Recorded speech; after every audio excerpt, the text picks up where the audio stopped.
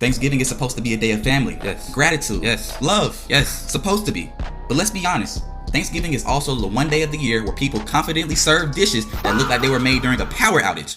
Some of y'all post your plates online with the bravery of a Navy SEAL. Like, how do you make food that perfectly captures stress on a plate?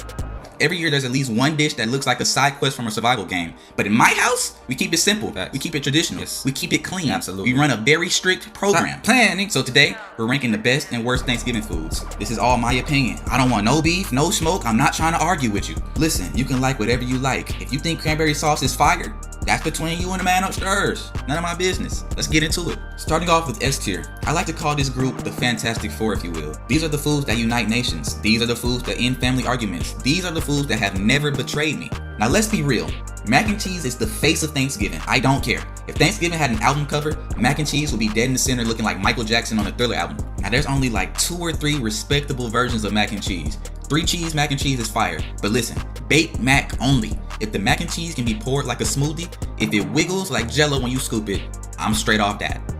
Mac and cheese on Thanksgiving should have a crispy top layer, golden edges, that somebody's auntie took her time energy, because this is the one dish where everybody in the house stops and watches who made it. You have to be certified to bring this dish. We hold auditions, run background checks, and resumes. You have to have real qualifications to bring the mac and cheese. Because mac and cheese is the LeBron James of the meal. Consistent greatness every single year.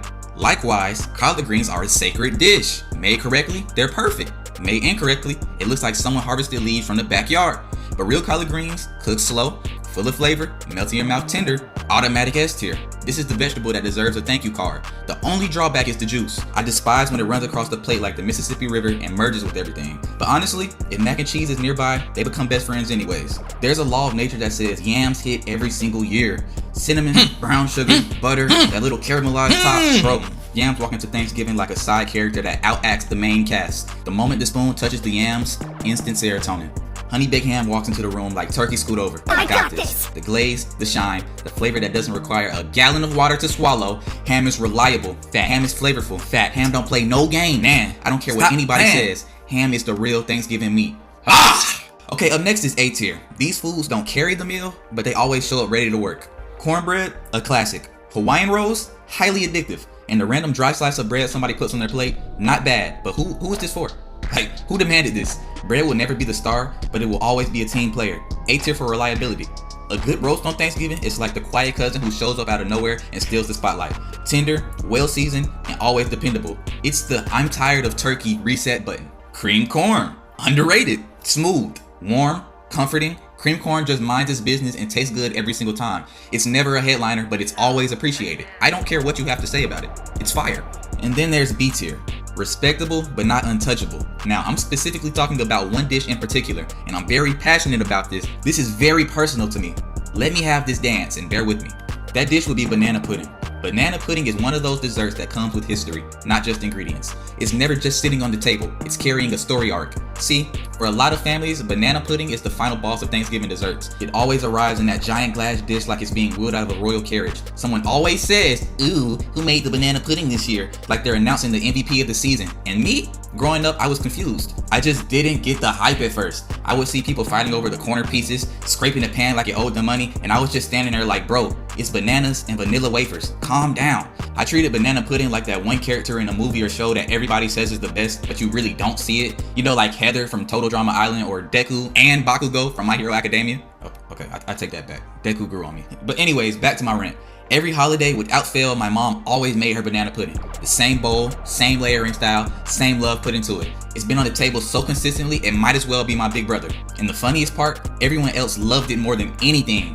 Cousins, uncles, people who weren't even invited. Meanwhile, I'm sitting there giving it a respectful nod from across the room like, I see you, but I don't see you. Like, you ain't even special, you ain't all that. Like, what's up? But over the years, banana pudding grew on me.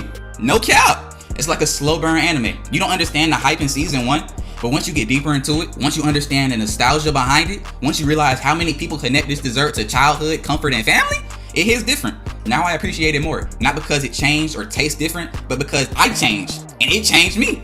Banana pudding is an emotional food. It's memory food. It's the dessert that shows up in every family story like a recurring character. Hey man, you don't have to love it to respect it. You just have to understand the lore. So for me, banana pudding lands B tier. Not because it's mid, but because it's a dish with lore deeper than the flavor. And that's something you have to grow into. I'm not done cooking. Let's get back into the rankings. For C tier, I'm calling in the debate team because all these foods are questionable. Starting off with turkey. Turkey is the mascot of Thanksgiving. A true staple, if you will. But let's keep it above. It's mid. Not bad. Definitely not great. Just present. Oven baked turkey on Thanksgiving is just not meant to be. It's better as sandwich meat, bacon, or something you buy at the state fair with 12,000 calories. Turkey will forever be a respectful, you tried, a true classic. He's just not him. He's not that guy. When it comes to cranberry sauce, nobody agrees on this one. It's the most depends on the person food ever. Some people absolutely love it. Some people say it tastes like fruit flavored regret. I heard somebody call it white people salsa. C tier feels fair. And then there's the dishes that are even more questionable, like Chitterlings, also known as chitlins. The smell enters the room like it's announcing itself with a microphone. But the flavor, surprisingly not bad. They're the most controversial food in the entire South. Go look up the lore. So C tier feels right. Another question mark lies next to deviled or angeled eggs. Some say they have a smell you can sense from the driveway. I've never experienced that. You must have some nostrils on you like a bloodhound, my boy. When it comes to the taste, it all just depends on who made them. My granddad had a fire recipe, so out of respect, C tier is definitely solid. And then there's D tier, suspicious but not evil. Pumpkin pie. You've never tried it, people either love it or hate it. This dish is a coin flip until further notice. D tier for mystery. Mashed potatoes. This is not a Thanksgiving dish. Mashed potatoes are good. With gravy, even better. But this is a Tuesday night side, a school night food, not holiday main events. Put them on a different day, respectfully. Likewise, when it comes to baked beans. Again, they're fire. But it's not a Thanksgiving dish. This is not the 4th of July. We're not at a cookout. And this is not a baby shower. Don't get me wrong. Both dishes are lovely. True delicacies. This just is not the right time or the right place. When it comes to dressing and or stuffing, are they the same? Are they different? Does anybody truly know? Please let me know if you know the difference. Dressing is solid. Stuffing is, I just don't know. D tier because it's edible, but questionable. Maybe even C tier. I've always liked the taste of this dish. Pretty solid. And then there's the dreaded F tier. The foods that scream, please, let's not do this. Personally, I don't hate anything on God's green, beautiful, bright earth. I find the beauty in any and everything because we're blessed enough to have options to be able to choose what we want to eat. There's many less fortunate people out there who don't even get these types of choices.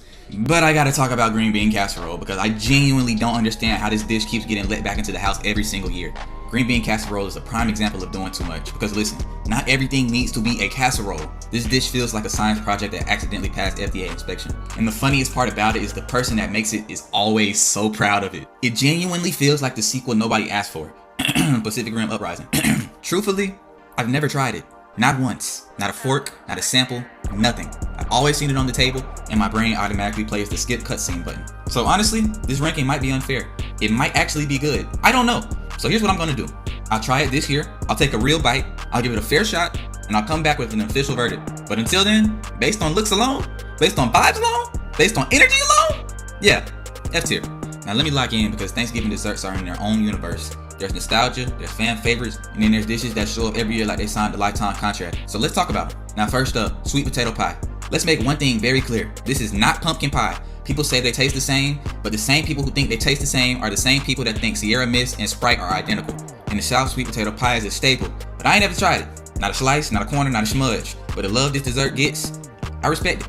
And right next to it, we got his cousin, pumpkin pie. Some people say it's better, some people say it's worse. Some people say it's literally the same thing. And me, same story. I ain't never tried it. Not a smudge, not a corner, not a slice. But I gotta respect it, because if Thanksgiving had a Mount Rushmore, pumpkin pie would be one of the faces. Pecan pie. Now this right here is an elite dessert. Pecan pie is rich, sweet, crunchy, sticky. Pecan pie is fire, shawty. Argue with your grandma. Now if you know this next dessert, you got elite ball knowledge. In fact, let me get close to the mic for it. Apple pie alone is solid, comforting, classic. But when you add vanilla ice cream, that dessert turns into a cinematic experience. A slow motion, jazz, orchestral soundtrack type of combination. Shaq and Kobe, facts. Clay and Steph, facts. Bron and Wade, that's facts. Easily a top tier duo. Hey man, at the end of the day, Thanksgiving food is subjective. Everyone's plate looks different, everyone's taste buds are different, and that's the fun of it. Try stuff for yourself. You might be surprised what you end up liking. But speaking of Thanksgiving food, there's one question everybody argues about. How long are we supposed to keep these leftovers? Because some people start eating leftovers after 2 days, and others are playing Jenga with their health for the next 2 weeks. So in the next video, I'm breaking down how long leftovers actually last, what's safe to eat, and what needs to hit the trash. I'm Kane. It's been real. Happy Thanksgiving. Like the video. Goodbye.